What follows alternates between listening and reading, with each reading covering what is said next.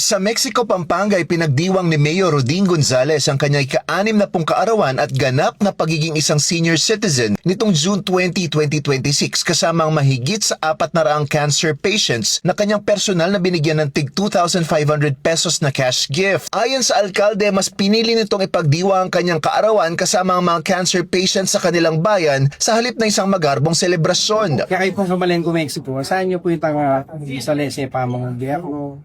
Taka na kung pa mag-service, lalo kayo. Kaya pa ka doon. Thank you. Cancer patients, may pinilita mo kaya dito. Kasi nekay kasi ay halos sa mag-dialysis, halos mindirina nung financial assistance. So, nekay kasi kalimutan mo lang rin nilulwal bali rin nga yung so aga nakapit. Nakatakal lang masyadong gawin mag-ingat yung cancer.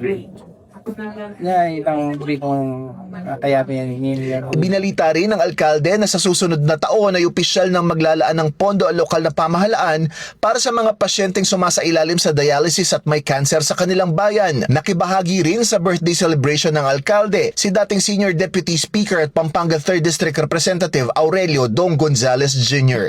Thank you kaming mayor, ang Mayor Rodencio Gonzales. Good health. At siyempre, kumabaya pa sana biyapat para parang Mexican. Akakit mo yung masating na direction.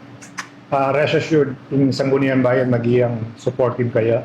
Happy 60th birthday, Mayor. Senior citizen na ka at balo ko kareng senior citizen niya talagang malapit kayong puso. Ngayon metong naka naman karela.